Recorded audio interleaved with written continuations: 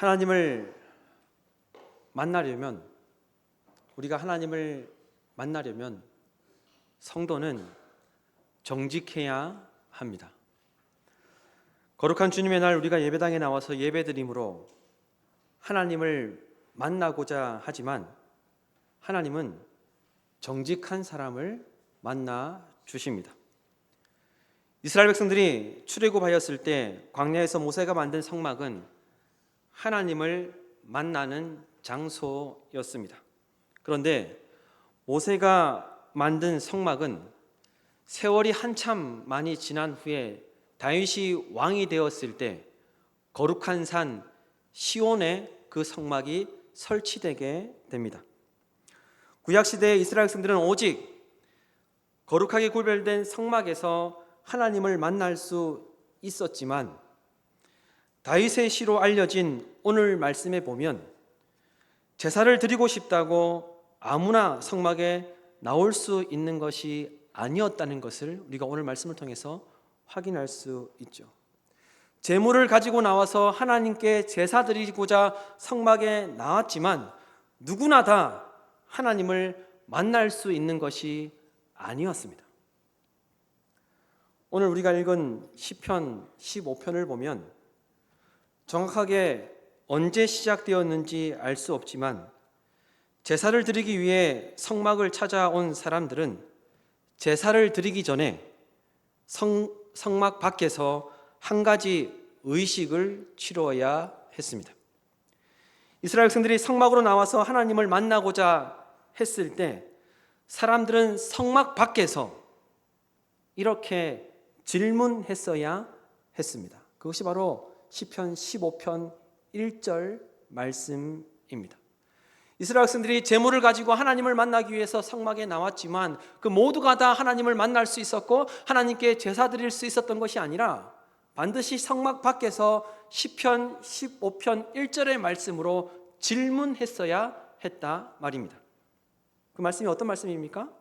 주님, 누가 주님의 장막에서 살 수 있겠습니까? 누가 주님의 거룩한 산에 머무를 수 있겠습니까? 라고 질문해야 했던 것입니다.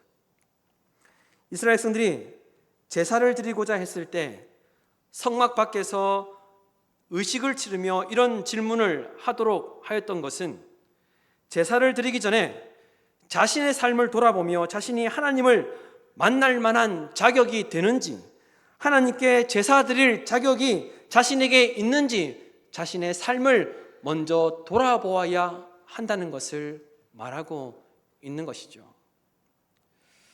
이 말씀을 오늘날 우리에게 적용해서 쉽게 설명하자면 이런 겁니다.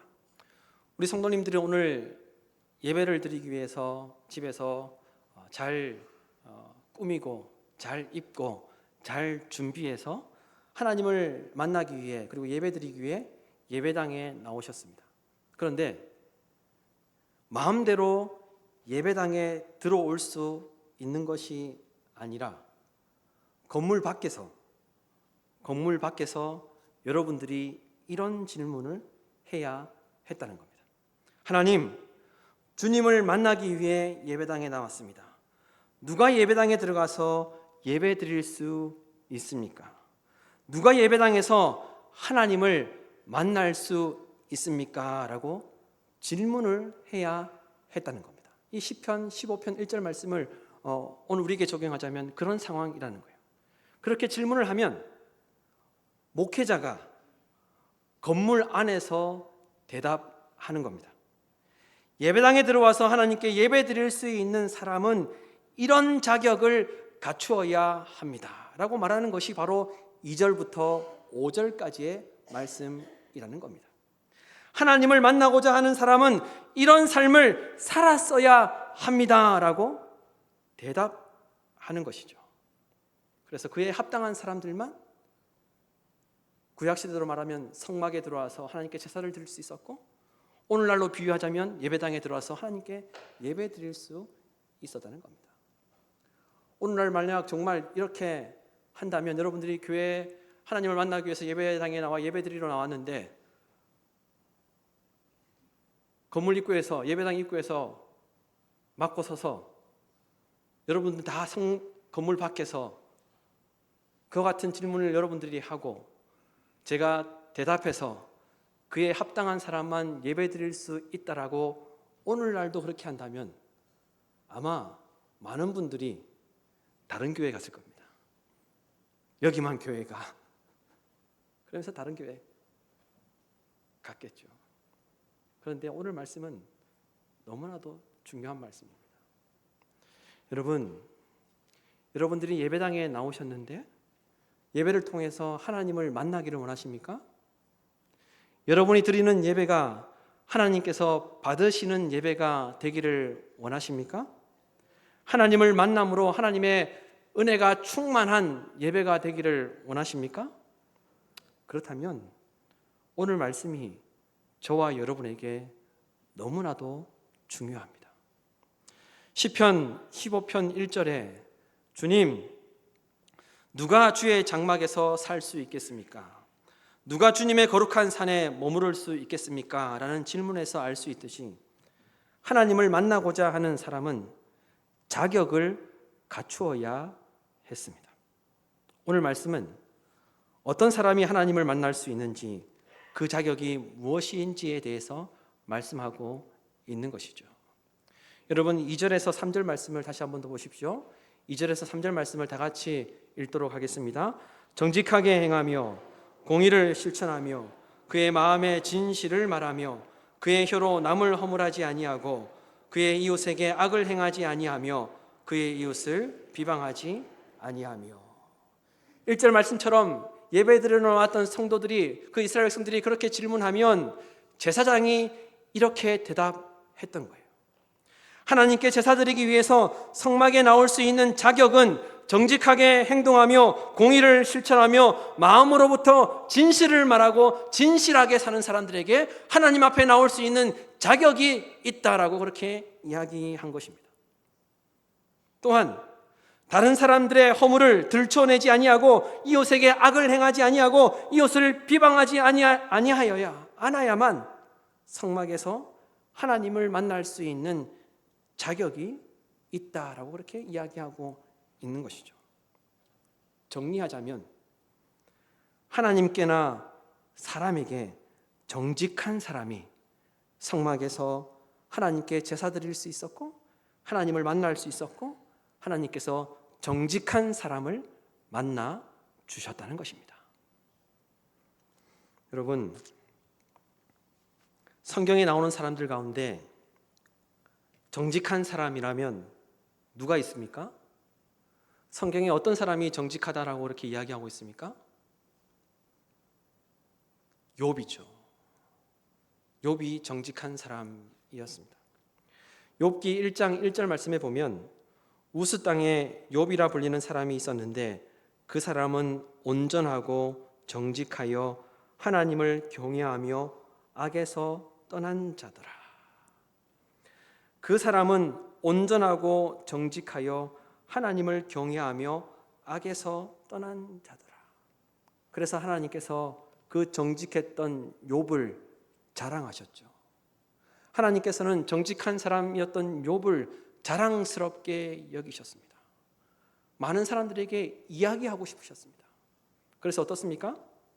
사탄이 욥을 시험하고자 했을 때 하나님께서 사탄에게 욥을 자랑하지 않습니까? 욥이 어떤 사람이라고 하나님께서 말씀하셨습니까? 하나님께서 말씀하셨던 그 욥이 얼마나 어떤 삶을 살았기에 하나님께서 그와 같이 칭찬을 하셨습니까? 하나님께서 이렇게 사탄에게 말씀하셨죠. 여호와께서 사탄에게 이르시되 내가 내 종 욥을 주의하여 보았느냐.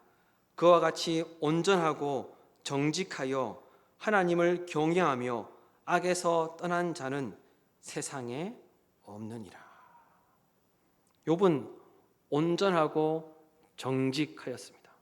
그 정직함으로 하나님을 두려워하며 하나님을 경외했습니다. 욥은 악에서 떠난 자였습니다. 세상에 욥과 같이 정직한 사람이 없다라고 하나님께서 인정하셨고 칭찬하셨던 것입니다. 여러분, 하나님께서는 하나님을 만나고자 하는 사람들에게 정직한 삶을 원하십니다. 하나님은 정직한 사람을 좋아하십니다. 정직함을 바탕으로 진실하며 진실하게 말하고 다른 사람의 허물을 말하지 아니하고 이웃에게 악을 행하지 않는 사람을 하나님은 만나 주신다라고 오늘 말씀에서 말씀하고 있죠. 욥과 마찬가지로 다윗도 정직한 사람이었습니다. 열왕기상 3장 6절 말씀에 보면 솔로몬이 아버지 다윗이 어떤 삶을 살았는지 말씀하고 있죠. 말하고 있죠. 이렇게 이야기하고 있습니다. 솔로몬이 이르되 주의 종 내 아버지 다윗이 성실과 공의와 정직한 마음으로 주와 함께 주 앞에서 행함으로 주께서 그에게 큰 은혜를 베푸셨고 주께서 또 그를 위하여 이 큰 은혜를 항상 주사 오늘과 같이 그의 자리에 앉을 아들을 그에게 주셨나이다. 다윗도 정직한 마음으로 주와 함께 주 앞에서 사는 것처럼 살았습니다. 정직한 사람이었습니다. 그로 인하여서 무엇을 누렸다고 이야기하고 있습니까? 주께서 그에게 큰 은혜를 베푸셨다라고 말씀하고 있습니다. 하나님은 다윗이 정직한 사람이었기에 하나님께서 다윗에게 큰 은혜를 베풀어 주셨다는 겁니다. 뿐만 아니라 무엇을 이야기하고 있습니까? 주께서 또 그를 위하여 큰 은혜를 항상 주셨다라고 말씀하고 있습니다. 왜 하나님께서 다윗에게 큰 은혜를 항상 주셨습니까? 다윗은 정직한 사람이었기 때문에 그렇습니다. 하나님께서 좋아하시는 정직한 사람이었기에 다윗은 하나님께서 항상 은혜를 베풀어 주셨던 것이죠. 다윗에게 그와 같이 항상 큰 은혜를 베풀어 주셨던 것입니다. 다윗은 정직하여서 항상 하나님 앞에 산다는 마음으로 말하고 행동하였습니다. 다윗은 정직하여서 사람을 대할 때 사람을 대하는 것으로 생각하지 아니하고 다윗은 사람을 대할 때에도 정직한 마음을 가지고 있었기 때문에 주와 함께 한다고 생각했습니다. 주님 앞에 사는 것처럼 살았습니다. 그와 같이 말하고 행동하였습니다. 그래야 하나님께서 정직한 다윗에게 항상 은혜를 베풀어 주셨던 것입니다. 뿐만 아니라 다윗이 하나님을 찾았을 때 하나님께서 만나 주셨습니다. 여러분, 삶의 자리에서 정직하셔야 합니다. 정직하면 손해를 보는 것이 아닙니다. 그렇지 않습니다. 또한 정직해야 한다는 것은 윤리적으로 착하게 살아야 하기 때문에 정직해야 한다는 것을 이야기한 것이 아닙니다. 하나님께서 정직한 사람을 좋아하십니다. 하나님께서 정직한 사람을 만나 주십니다. 하나님께서 정직한 사람과 함께 하십니다. 뿐만 아니라 하나님께서는 정직한 마음을 가지고 사는 사람에게 큰 은혜를 항상 베풀어 주신다라고 말씀하셨습니다. 토머스 제퍼슨이라는 사람은 정직에 대해서 이렇게 말했습니다. 정직은 지혜라는 책의 첫 장이다. 정직은 지혜가 시작되는 출발점이다. 지혜로운 삶을 살기 위해서는 정직해야 한다는 겁니다. 뿐만 아니라 마이클 샌들의 정의란 무엇인가라는 책에 보면 미국의 바른거래사무국이라는 곳이 있는데 거기서 회원을 모집할 때 뉴욕타임즈에 이런 광고를 냈다고 합니다. 정직이 최선의 수단이다. 정직이 인생을 살아가는데 가장 중요한 수단이라는 것을 이야기했습니다. 뿐만 아니라 아울러 최대 수익을 올리는 길이다. 최대 수익을 올리기 위해서는 기업이 정직해야 한다는 겁니다. 여러분, 정직하게 살면 손해보는 것 같지만 여러분 그러한 유혹에 속지 마십시오.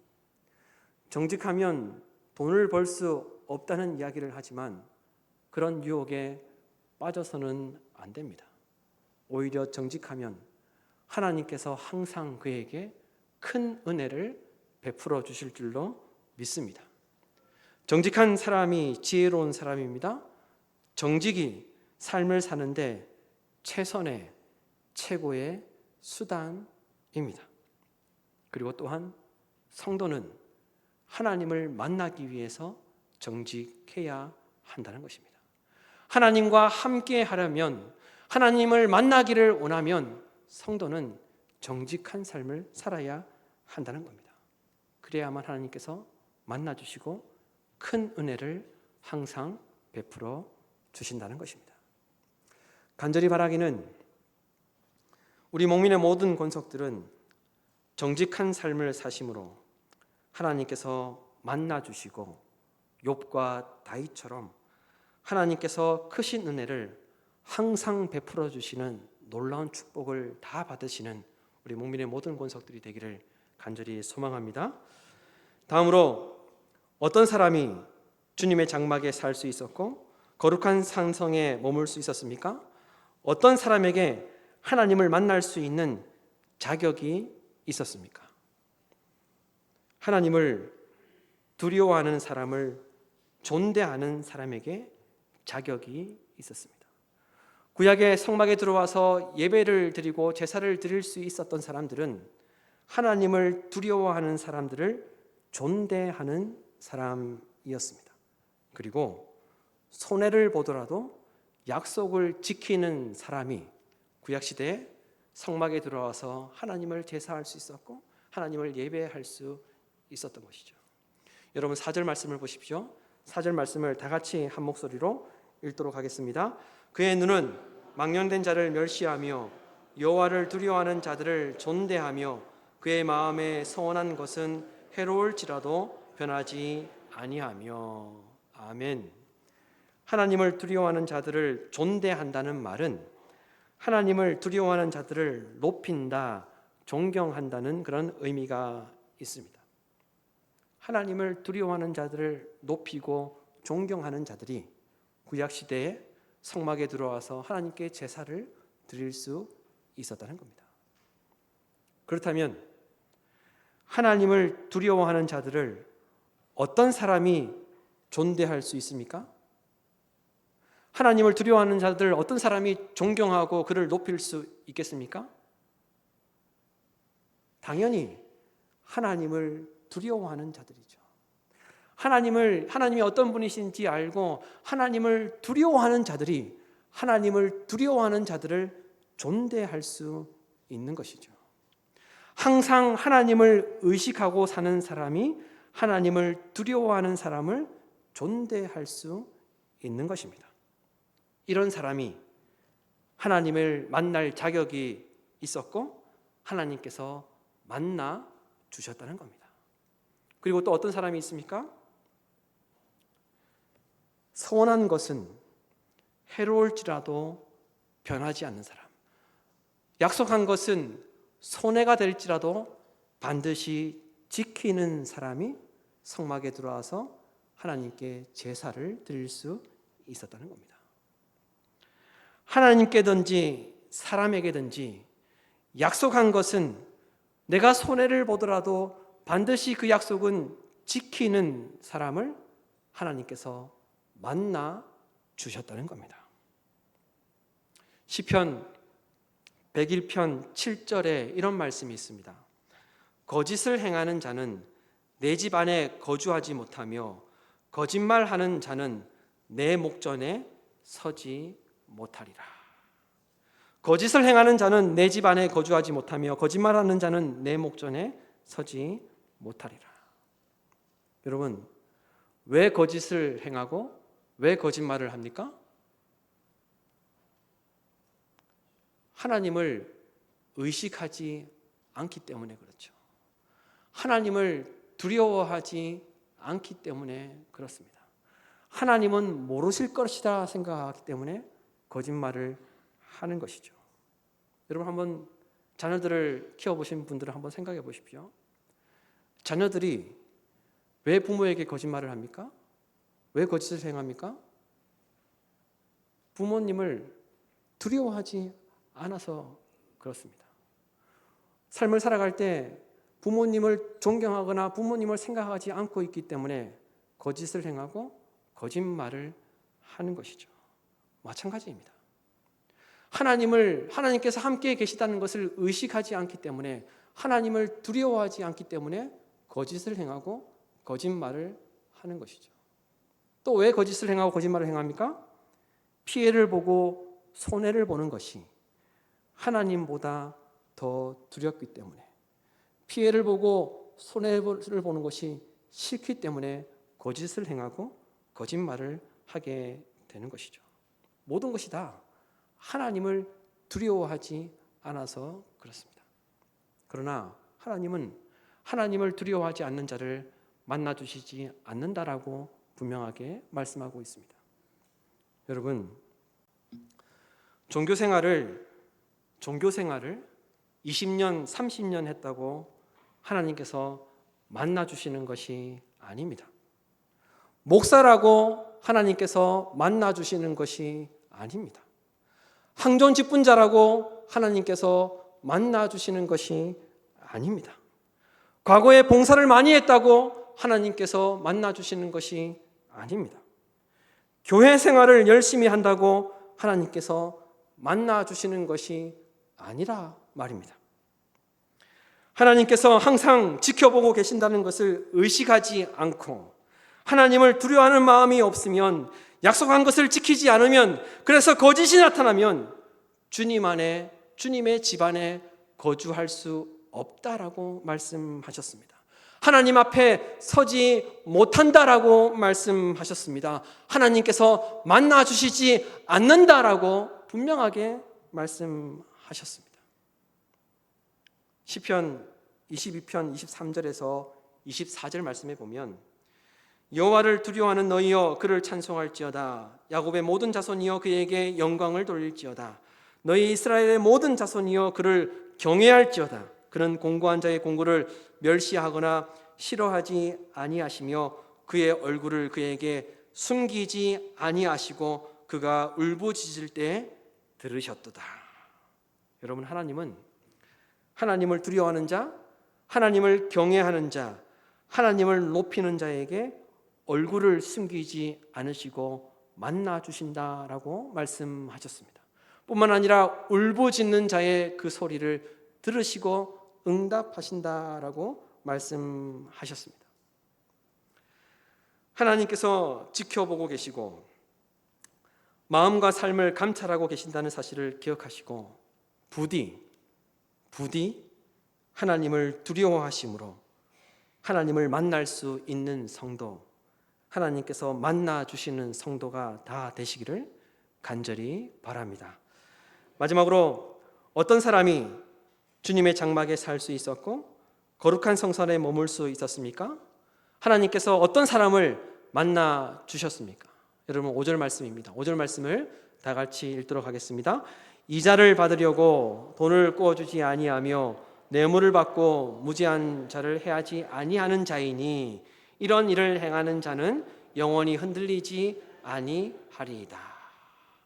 이와 같은 모습이 나타나지 않는 자, 이런 일을 행하는 자가 성막에 들어와 하나님께 제사 드릴 수 있고 하나님을 예배할 수 있고 하나님께서 만나 주신다라고 그렇게 말씀하였죠. 그리고 뿐만 아니라 그와 같은 인생을 사는 사람이 영원히 흔들리지 않는다라고 말씀하셨습니다.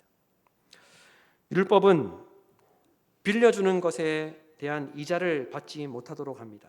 또한 뇌물을 받으면 안 된다라고 말씀하고 있습니다.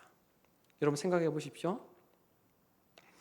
돈을 빌려줄 수 있는 형편이 있다는 것은 그 빌리려고 하는 사람들보다 조금 더 넉넉한 삶을 살고 있다는 증거가 될 것입니다.